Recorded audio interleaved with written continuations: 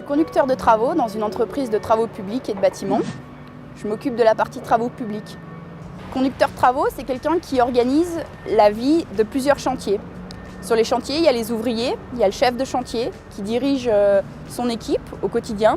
Et le conducteur de travaux, il prépare en amont tout ce qu'il faut, le matériel, la main-d'œuvre. Il explique à l'équipe et puis après, il gère tout ce qui est la sécurité, le financier. Dans des entreprises, le conducteur de travaux fait lui-même les devis, il va voir le client, il regarde ce qu'il y a à faire, il évalue le coût des travaux.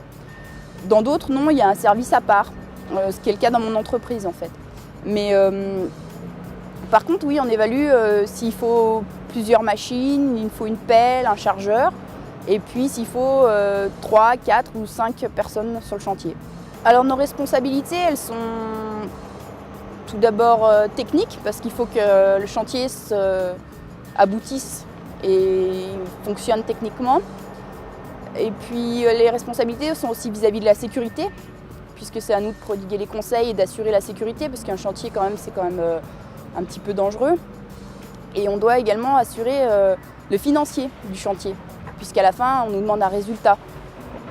Conducteur de travaux, pour moi c'est une passion parce que j'aime construire en fait. J'aime et ce qu'on retrouve dans les travaux publics ou dans le bâtiment, c'est des ouvrages qui se voient. J'aime ça, construire, assembler. Et ce qu'on retrouve aussi dans ce poste, en fait, c'est organiser. J'aime beaucoup organiser les choses, donc c'est le cas du conducteur de travaux. Et il y a aussi beaucoup de communication entre les hommes, entre les équipes.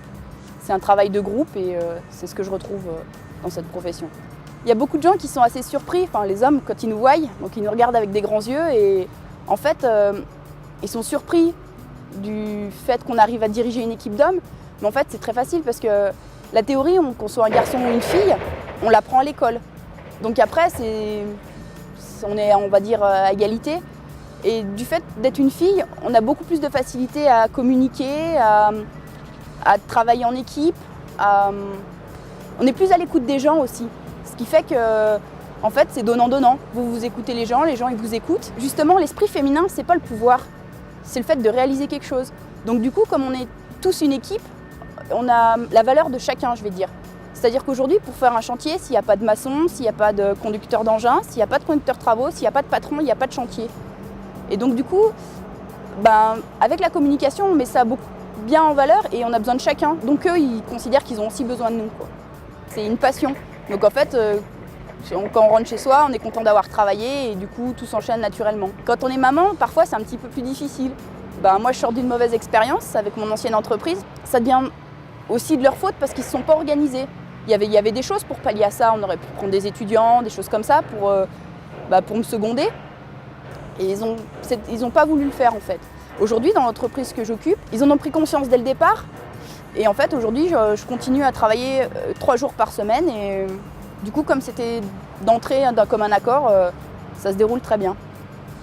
J'ai suivi un bac génie civil au lycée Louis Lachenal. Ensuite, j'ai fait un BTS bâtiment. Et puis, au départ, je voulais m'arrêter là. J'ai commencé à rentrer dans 1 ou 2 entreprises.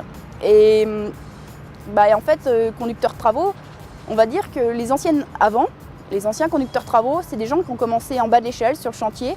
Et petit à petit, ils ont gravi les échelons. Aujourd'hui, sortir de l'école et dire je vais être conducteur de travaux, c'est très dur. Donc j'avais du mal, puisque je n'avais pas commencé sur le chantier. Donc j'ai fait une licence pro, donc un bac +3 en alternance à l'IUT à Grenoble. Et donc j'ai pris une entreprise en parrainage. Et c'est comme ça que j'ai commencé conducteur de travaux.